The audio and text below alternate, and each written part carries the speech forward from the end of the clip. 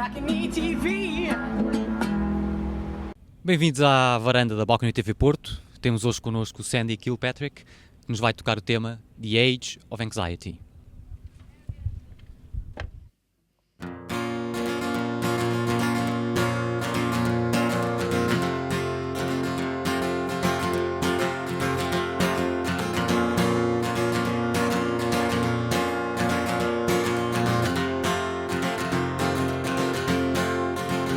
When you're waiting for the train to come, I'm praying to the rising sun, but there's a wretched wind. Feeling how the morning dew's the pleasure of a lucky few, but there's a wretched wind blowing from a desert plain, oh, carrying Atlantic rain. It knows my name.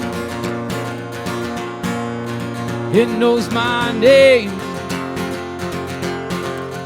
It knows my name, Lord, oh Lord, it knows my name, Lord, oh Lord, it knows my name, Lord, oh Lord, it knows my name.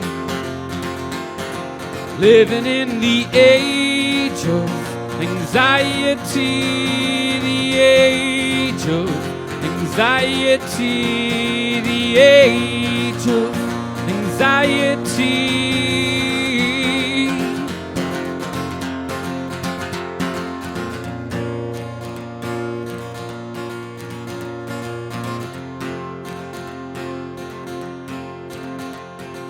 You can be the trigger of the light inside your mind. You could be the treasure that your heart's been trying to find. Oh, we're living in a world that's yours and mine. Girl, we both become a memory that's swallowed up by time. Living in the age of anxiety, the age of anxiety, the age of anxiety.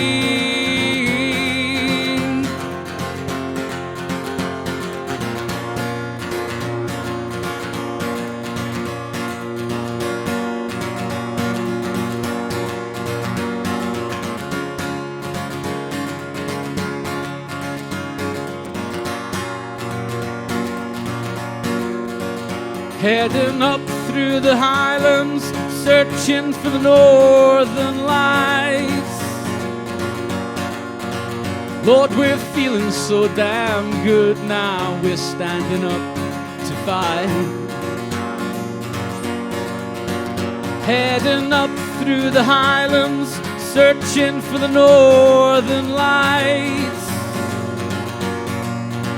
Lord, we're feeling so damn good now, we're standing up to fight.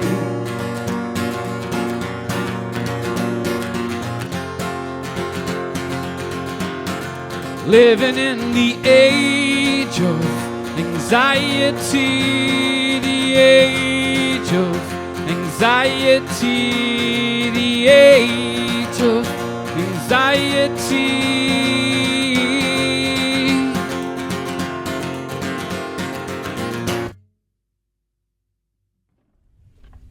Sandy, how are you feeling? Good, yeah. A bit distracted by imagination, but That's a good thing. yeah. Last year you released Redemption Road, right? Received a lot of praise, mainly in the UK press. Yeah. Tell us a little. Where did you dig for inspiration for this record? Oh God, several different places. First of all, in the Abyssinian Baptist Church in Harlem, in New York. That was the first kind of spark that led me to try to write something much more joyful and less melancholy.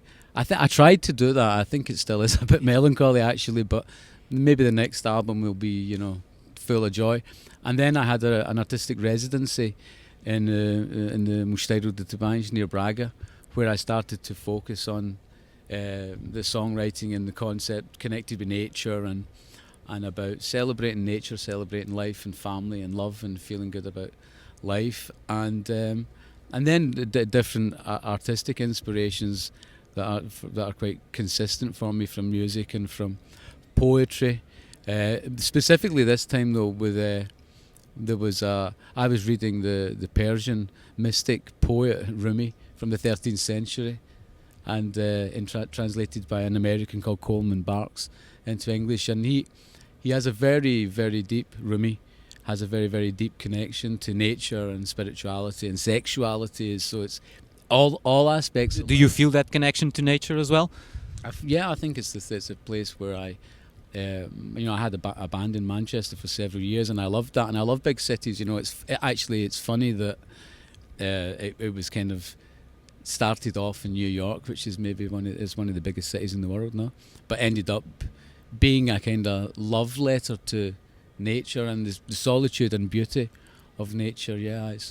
But this song that you brought us here today, which is a little melancholic, it's not from Redemption Road. No, it's completely new.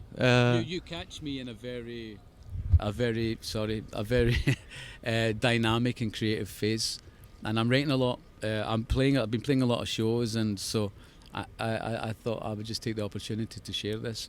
It's nice to have the luxury to be able to share something so fresh. I'm not sure that I'll look back at this in 6 months' time and think that was a great idea, but anyway, it seems like a great song and a great statement about the age of anxiety that we're living in at the moment. There's lots of concern about everything and uncertainty about the future. So.